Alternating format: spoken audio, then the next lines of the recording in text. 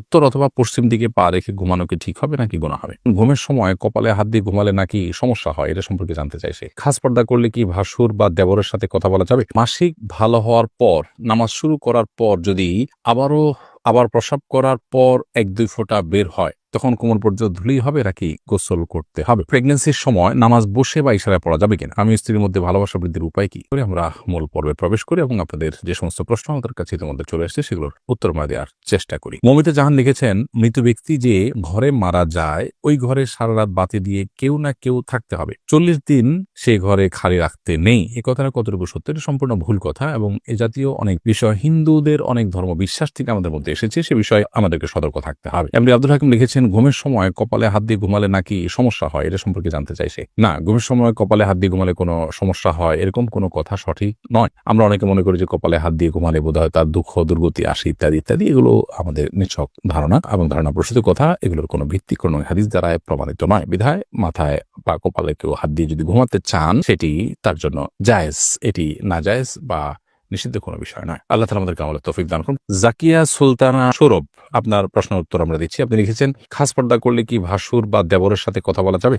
প্রয়োজনীয় কথা যেটা না বললে নয়, খুব জরুরি কথা যদি থাকে তাহলে সেক্ষেত্রে পর্দার আড়াল থেকে আপনি বলতে পারেন, ভাষার ভিতরে বিশেষ কোনো কোমলতা, আপনার কথার ভিতরে বিশেষ কোনো কোমলতা সৃষ্টি করা ছাড়া। কিন্তু যদি একান্ত প্রয়োজনীয় কথা না হয় তাহলে সেক্ষেত্রে অপ্রয়োজনীয় কথা অবশ্যই অ্যাভয়েড করতে হবে এবং সেটাও পর্দার অংশ। দিনের পথে আসেন আইডিকে আপনি লিখেছেন, স্বামী স্ত্রীর মধ্যে ভালোবাসা বৃদ্ধির উপায় কি? স্বামী স্ত্রীর মধ্যে ভালোবাসা বৃদ্ধি করার জন্য অন্য সব মানুষের সাথে ভালোবাসা বৃদ্ধির ক্ষেত্রে যেরকম সালামের ভূমিকা রয়েছে সেই সালামটা আদান প্রদান করতে হবে। নবী করিম সাল্লাল্লাহু আলাইহি ওয়াসাল্লাম বলেছেন যে তোমরা যখন পরস্পরের মধ্যে সালামের আদান প্রদান করবে তখন তোমাদের মধ্যে ভালোবাসা বৃদ্ধি পাবে। সেই সাথে তিনি হাদিয়া প্রদান করার কথা বলেছেন, উপহার আদান প্রদান করা। অনেক সময় স্বামীরা স্ত্রীদেরকে সুযোগ দেন, স্ত্রী স্বামীকে সারপ্রাইজ দেওয়া, স্বামীকে বিভিন্ন ক্ষেত্রে খুশি হওয়ার মতো কোনো কিছু পেশ করা তার জন্য। এরকম বিভিন্নভাবে উপহারের আদান প্রদান এটাও পারস্পরিক ভালোবাসা সৃষ্টির ক্ষেত্রে বিশেষ ভূমিকা রাখে। আলিফানুল লিখেছেন, প্রেগন্যান্সির সময় নামাজ বসে বা ইশারায় পড়া যাবে কিনা? প্রেগন্যান্সি হলেই নামাজ বসে পড়া যাবে বা ইশারায় পড়া যাবে, ব্যাপারটা এরকম নয়। তবে প্রেগন্যান্সির সময় অনেক মা বোনরা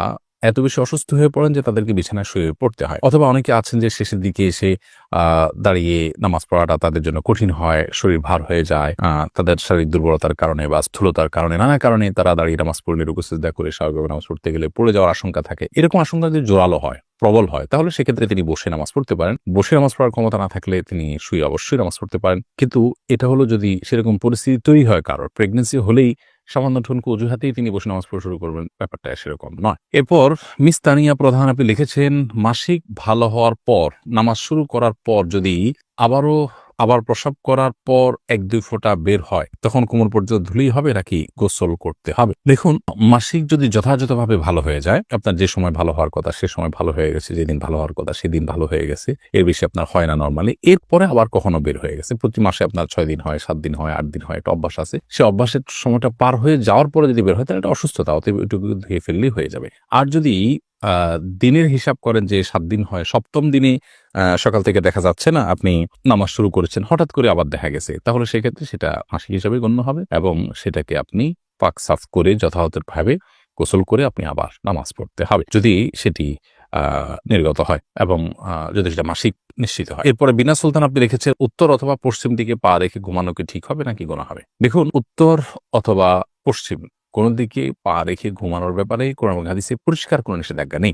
উত্তর দিকে তো নাই, পশ্চিম দিকে বা কেবলার দিকে পা রেখে ঘুমানোর ব্যাপারেও কোনো পরিষ্কার নিষেধাজ্ঞা কোরআন হাদিসে কোথাও পাওয়া যায় না। তবে অনেক উলামায়ে কেরাম এটিকে নিষেধ করেন, সে নিষেধাজ্ঞাটা হারাম পর্যায়ে না, জাস্ট অনুত্তম মাকরুহ এই পর্যায়ে নিষেধাজ্ঞা অনেক উলামায়ে কেরাম আরোপ করেন এই যুক্তিতে যে পশ্চিম দিকে বা কেবলার দিকে পেশাব বা পায়খানা করা নিষেধ, আর সেদিকে সবসময় আমরা যদি পাও দেই বা বসার সময় যদি পাও লম্বা করে বসি তাহলে সেক্ষেত্রে এক ধরনের অসম্মান প্রদর্শন হতে পারে। আপনার উদ্দেশ্য সেটা না হলেও দৃশ্যত সেরকম মনে হতে পারে। আমরা কোনো সময় ব্যক্তির দিকে পা দিয়ে বসি না সাধারণত, সেই জায়গা থেকে অনেকে এটিকে নিষেধ করেন। তবে কোরআন হাদিসে পরিষ্কারভাবে কেবলার দিকে পা দেওয়ার পর কোনো নিষেধাজ্ঞা নেই। যদি কেউ সেদিকে পা দিয়ে ঘুমান বা বসেন তাহলে সেক্ষেত্রে কোরআন হাদিসের খেলাফ করেছেন এমনটি বলা যাবে না। তবে কারোর কাছে কেবলার প্রতি কাবার প্রতি ভালোবাসা এবং শ্রদ্ধার জায়গা থেকে তিনি পা দেয়াটা তার কাছে খারাপ লাগছে সেটি ভিন্ন বিষয়। শোয়েব এআইডি থেকে আপনি লিখেছেন, একজন মানুষ যদি অনেক ঋণ করে আত্মহত্যা করে মারা যায় এবং মারা যাওয়ার পর টাকা পরিশোধ করা সম্ভব না হয়, তাহলে মৃত ব্যক্তির কি অবস্থা হবে? তিনি যদি ঋণ পরিশোধ করা ছাড়া মারা যান, তাহলে সেক্ষেত্রে তার আত্মার ঝুলন্ত থাকার কথা রয়েছে এবং সেটা পরিশোধ করার আগ পর্যন্ত জান্নাতে যাওয়াটা তার ঝুলে থাকবে, সেটি বিভিন্ন হাদিস থেকে বোঝা যায়। অতএব এক্ষেত্রেও তাই হবে এবং ভিন্ন কিছু বলা যাবে না। আল্লাহ রাব্বুল আলামিন যদি তার প্রতি সন্তুষ্ট থাকেন, বিশেষভাবে যদি সে আল্লাহ তাআলাকে সন্তুষ্ট করার মতো কিছু করে যেয়ে থাকেন, আল্লাহ তাআলা তার পাওনাদারদের হক আদায় করে দেন কিয়ামতের ময়দানে, সেটা এক্সেপশনাল হতে পারে সেরকম কিছু। আর আত্মহত্যা করে মারা যাওয়ার কারণে তো গুনাহগার হয় মানুষ, সেটা তো আরেক বিষয়। এজন্য ঋণ করে ঋণ পরিশোধ করতে পারছেন না, সেজন্য তিনি আত্মহত্যার পথে পা বাড়াবেন, এটা কোনো মুসলমানের কাজ হতে পারে না। কারণ আত্মহত্যা তো সমাধান না। আত্মহত্যা করলে তো আমার এই দায় থেকে আমি মুক্ত হয়ে যাচ্ছি না, বরং আল্লাহ তাআলার কাছে আরো শক্ত করে পাকড়া হচ্ছে। ঋণ পরিশোধ করতে পারিনি, আবার আত্মহত্যা করছি, দুটি অপরাধ করে আমি আল্লাহ তাআলার কাছে অপরাধী হয়ে গেলাম। বিধায় একজন মুসলমান কখনো এই ধরনের দায়িত্বহীনতার পরিচয় দিতে পারেন না। আল্লাহ আমাদেরকে সেই তৌফিক দান করুন। সালেহ আপনি লিখেছেন, মসজিদে বা কোনো জায়গায় কোন লোক যদি নামাজরত থাকেন, তার কতটুকু সামনে দিয়ে যাওয়া উচিত? মসজিদ বা কোনো জায়গায় যদি কোনো লোক নামাজরত থাকেন, নামাজ অবস্থায় থাকেন, তাহলে সেক্ষেত্রে তার 2 কাতার 3 কাতার সামনে দিয়ে, 3 কাতার পর থেকে তো যেতেই পারবেন। অনেক উলামার মতে 1 কাতার পর, তো তার সিজদার জায়গার পর থেকে আপনি যেতে পারেন, কারণ তার সিজদার জায়গার এরিয়ার মধ্যে গেলে তার নামাজের মনোযোগটাকে নষ্ট করবে, কিন্তু এর বাইরে দিয়ে গেলে তার মনোযোগ নষ্ট করার কথা নয়। এই মতটি রয়েছে, তবে এর বাইরে আরেক অন্যান্য ওলামাদের মত হলো 3 কাতার। এই মতটাও বেশ স্ট্রং যে তিনি যে কাতারে পড়ছেন আরো 2টা কাতারের বাইরের অংশ দিয়ে তিনি চাইলে হাঁটতে পারেন। এরপরে মানিষা আয়ান আইআইডি থেকে আপনি লিখেছেন, অনেক আগে ঝগড়ার সময় স্বামী তার স্ত্রীকে তালাক দিয়েছে কি না এটি কারোর মনে নেই, এক্ষেত্রে তাদের করণীয় কি?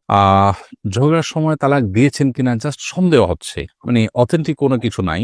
যদি এরকম হয় তাহলে সেক্ষেত্রে এই সংশয়ের কোনো ভ্যালু নাই বা এটার কোনো ভিত্তি নাই এবং তাদের মধ্যে বৈবাহিক সম্পর্ক আছে, এটা ধরতে হবে। শেখ সোয়েব আপনি লিখেছেন, ফরজ গোসল হয়ে গেলে কি সাথে সাথে গোসল করা আবশ্যক নাকি বিলম্বের সুযোগ আছে? গোসল ফরজ হয়ে গেলে সাথে সাথে গোসল করা উত্তম যদি সে সুযোগ থাকে, তবে বিলম্ব করার সুযোগ আছে যদি গোসল ফরজ হওয়ার পর পরবর্তী যে নামাজের ওয়াক্ত, সেই নামাজের ওয়াক্ত বা যদি তার উপরে কোনো নামাজ বর্তায়, তাহলে এই নামাজের ওয়াক্ত শেষ হওয়ার আগ পর্যন্ত তিনি বিলম্ব করতে চান, তাহলে শেষ মুহূর্তে বা ওয়াক্ত শেষ হওয়ার আগে আগে গোসল করে নামাজ পড়ে ফেললেন, এতটুকু বিলম্ব করা জায়েজ আছে। তবে এক্ষেত্রেও গোসল ফরজ হয়ে গেলে যদি লম্বা সময় তিনি বিলম্ব করতে চান, এশার পরে গোসল ফরজ হয়ে গেল, ফজর আগ পর্যন্ত তিনি সুযোগ পাবেন গোসল করার, তাহলে সেক্ষেত্রে এই সময়টা তিনি গোসল না করে শেষের দিকে একসাথে ফজর ওয়াক্ত হলে তখন গোসল করতে চান, তাহলে অজু করে ঘুমানো বা অন্যান্য কাজ করাটা সুন্নাহ, এটা উত্তম। কিন্তু যদি কোনো কারণে ওযু নাও করেন, তাতে তিনি কবিরা গুনাহ করেছেন ওটা এরকম না, সুন্নাতও করেছেন, এটুকু বলা যাবে। মাহবুর রহমান লিখেছেন, ফরজ গোসল পুকুরে করা যাবে কিনা? ফরজ গোসল পুকুরে করা যাবে, কোনো অসুবিধা নেই। পুকুর সাধারণত বড় হয়ে থাকে আমাদের দেশে। একেবারে ছোট গড় যদি হয় যে 10 হাত 10 হাত করে চারদিকে 40 হাতেরও কম হয়, তাহলে সেক্ষেত্রে সেটা ভিন্ন। কিন্তু এর বাইরে বড় যদি হয়, তাহলে সেক্ষেত্রে বড় বলতে মানে চারপাশে 40 হাতের বেশি এরকম পুকুর বাংলাদেশে প্রায় অলমোস্ট সব পুকুরগুলোই। তো এই সমস্ত পুকুরে গোসল করাতে কোনো অসুবিধা নেই। ফরজ গোসল, সেখানে যদি আপনার নাপাক লেগেও যায়, তাতে সব পানি নাপাক হয়ে যাবে না, কারণ পানি যখন অনেক বেশি থাকে সেখানে সামান্য নাপাক লাগলে সব পানি নাপাক হয়ে যায় না। হ্যাঁ, নাপাক যদি কোথাও দৃশ্যমান থাকে, তাহলে ওই দৃশ্যমান যেখানে তার আশপাশের পানিগুলো শুধুমাত্র নাপাক থাকবে এবং সেটা যে আস্তে আস্তে পরিবর্তিত হয়ে যায় আর দৃশ্যমান না থাকে, তাহলে তার কোনো কথাই নেই। অতএব ফরজ গোসল পুকুরে করতে কোনো সমস্যা নেই।